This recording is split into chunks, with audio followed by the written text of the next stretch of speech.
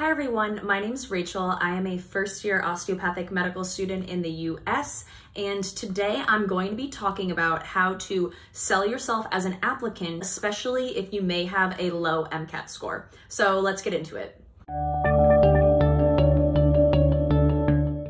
I first want to say that you should apply to medical school once you know that your application is very solid. This video is to emphasize the importance of showing your humanity, showing your personality, and showing that you are so much more than all of those numbers on your application. So if you have had any struggles in undergrad, if you have done poorly in a class, or maybe you didn't do very well in your first semester of freshman year, just know that that does not mean that you are not getting into medical school. You still can definitely get in. You just have to talk about this and use this experience to your advantage. You need to talk about what you learned from these experiences.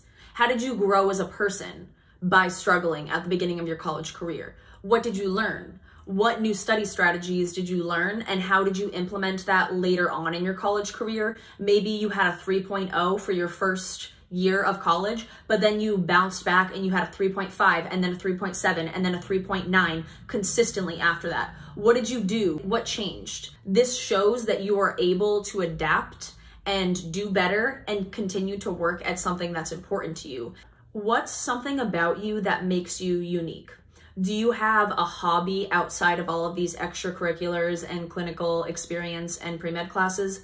Do you do something that you actually like and that doesn't relate academically at all? There is a section on your application where you can put your experiences. Or maybe you like doing gymnastics. You know, that's great. And that's something to talk about because that sets you apart and it shows that you're not just all about medicine all the time. Because if doctors are about medicine all the time, they're easily going to burn out so much faster than if they had outside interests and hobbies and things that make them happy outside of medicine. Now, this kind of goes into the interview section. If you have a hobby that you really like, for example, if you really like drawing and you put that on your application, that is also something that's great to talk about in your interview.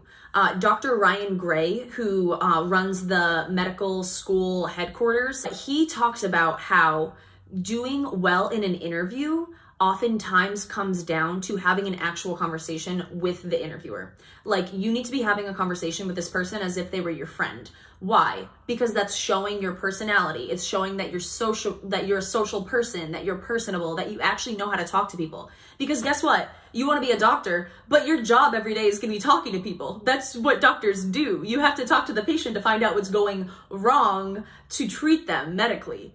So you really need to own your interests, own them. Just because you're doing something that is outside of medicine, that isn't contributing to clinical hours on an application, that doesn't mean that that thing is useless. That actually means that that thing is great and that's something that will set you apart completely. And it's also something that's preserving your humanity and something that is allowing you to maintain your personality throughout this pre-med process, something that is allowing you to grow as a person and learn more about yourself. I was already kind of touching on this before, but something that's so important to do is show medical schools that you are actually a human. Show them that you are an empathetic, compassionate person that knows how to talk to people and knows how to connect with people.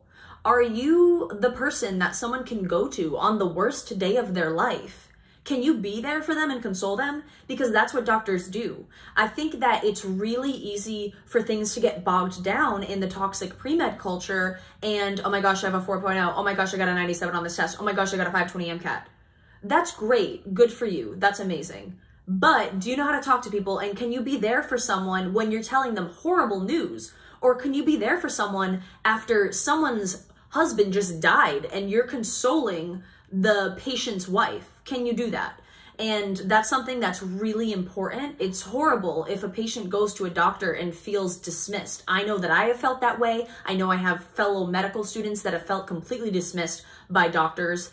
And you really need to be thinking about your patient and what they're going to be thinking while you're talking to them. You need to show that you are an empathetic, compassionate person. You need to show that you are a human, that you can talk with people, and that this is actually meant for you. Really focus on your personal statement. Make sure that your personal statement is having your own voice come through.